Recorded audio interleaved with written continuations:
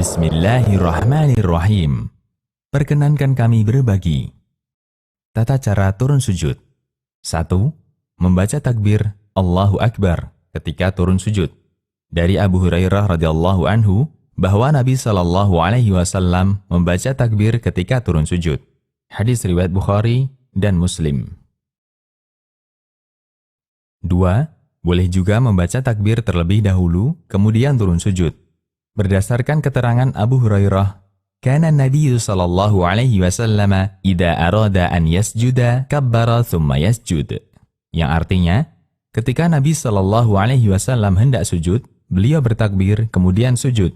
Musnad Abu Ya'la dan sanadnya jayyid. 3.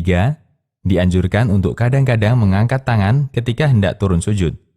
Berdasarkan hadis dari Malik bin Huwairith bahwa beliau melihat Nabi Shallallahu alaihi wasallam mengangkat kedua tangannya ketika memulai sholat, ketika ruku', ketika i'tidal, dan ketika turun sujud.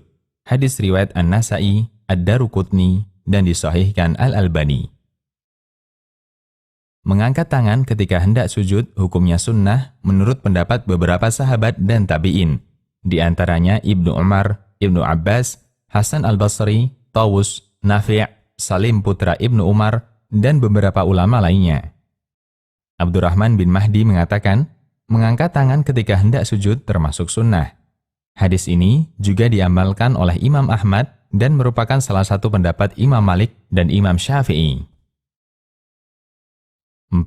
Manakah yang lebih didahulukan ketika turun sujud? Lutut ataukah tangan? Ulama berbeda pendapat dalam masalah ini. Sebelum membahas lebih lanjut, ada dua catatan yang perlu diperhatikan. Pertama, perselisihan dalam masalah ini termasuk perselisihan ijtihadiyah. Artinya, masing-masing pendapat memiliki dalil yang mendukung pendapatnya. Adab yang harus diperhatikan dalam perselisihan masalah ijtihadiyah adalah tidak boleh saling menyalahkan atau bahkan menganggap sebagai musuh. Yang boleh dilakukan adalah berdiskusi untuk mencari manakah pendapat yang lebih mendekati kebenaran. Kedua, bahwa perselisihan ulama dalam masalah ini hanya terkait amal yang hukumnya anjuran atau sunnah, dan bukan amal yang sifatnya wajib. Artinya, ulama yang berpendapat turun dengan lutut terlebih dahulu tidak menganggap bahwa mendahulukan lutut ketika sujud hukumnya wajib. Demikian pula mereka yang berpendapat turun sujud dengan tangan dahulu. Memahami hal ini, tidak selayaknya perselisihan tentang tata cara turun sujud menjadi sebab perpecahan di kalangan kaum muslimin. 5. Berikut rincian pendapat ulama tentang tata cara turun sujud. Pendapat pertama menyatakan bahwa dianjurkan mendahulukan lutut, baru kemudian kedua tangan. Pendapat ini diriwayatkan dari Umar bin Khattab radhiyallahu anhu, Muslim bin Yasar, Ibrahim An-Nakhai, Abu Hanifah, Sufyan Ats-Tsauri, Imam Syafi'i, dan pendapat yang terkenal dalam madhab Hambali. Di antara dalil pendapat pertama, A. Dari Wa'il bin Hujr radhiyallahu anhu, bahwa beliau melihat Nabi Shallallahu alaihi wasallam bersujud dengan meletakkan lututnya sebelum tangannya. Dan ketika bangun dari sujud, beliau mengangkat kedua tangannya sebelum lututnya. B. Diriwayatkan dari Abu Sa'id Al-Khudri, beliau mengatakan, dulu kami meletakkan kedua tangan sebelum lutut ketika turun sujud, kemudian kami diperintahkan untuk meletakkan lutut sebelum tangan. Pendapat kedua, dianjurkan untuk mendahulukan kedua telapak tangan sebelum lutut. Ini adalah pendapat Al-Auza'i, Imam Malik, Imam Ahmad dalam salah satu riwayat, Imam Ibnu Hazm, dan pendapat yang dipilih madhab Malikiyah. Di antara dalil pendapat kedua, A. Dari Abu Hurairah radhiyallahu anhu, Nabi Shallallahu alaihi wasallam bersabda, apabila kalian sujud, jangan turun seperti turunnya unta. Hendaknya dia letakkan tangannya sebelum lututnya. B. Semua riwayat yang menyebutkan turun sujud dengan lutut dahulu adalah riwayat yang lemah. Sedangkan hadis lemah yang bertolak belakang dengan hadis yang lebih sahih tidak bisa diterima.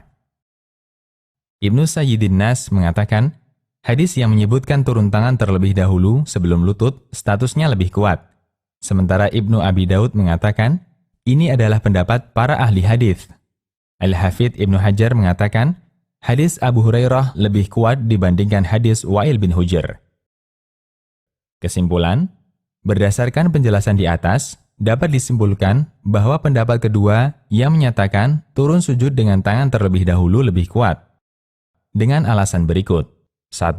Hadis Abu Hurairah lebih kuat secara sanad dibanding hadis Wa'il bin Hujr radhiyallahu anhu.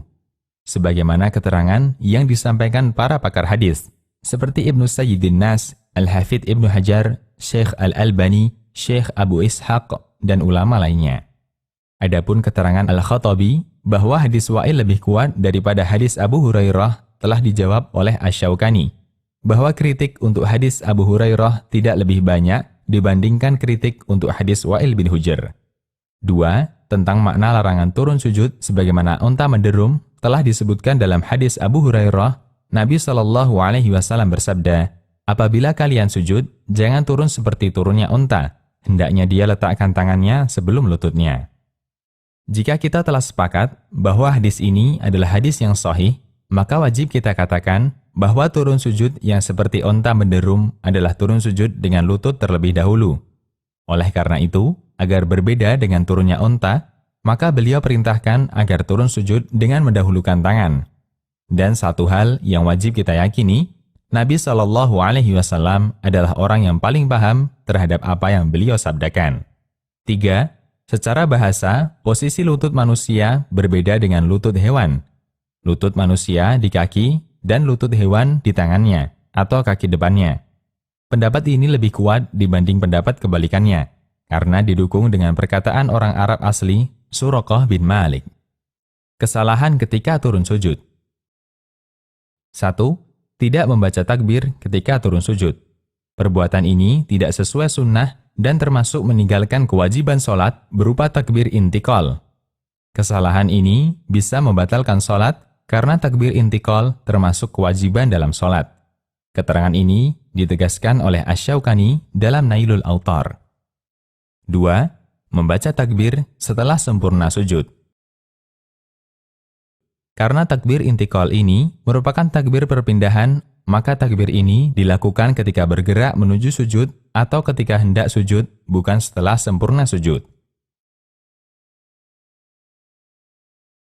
3. Mendahului imam ketika turun sujud. Ini kesalahan besar, bahkan bisa membatalkan sholat. 4. Membarengi imam ketika bergerak turun sujud. Ini juga kesalahan besar, karena yang benar sujud makmum dilakukan setelah imam sujud dengan sempurna. Demikian, semoga bermanfaat.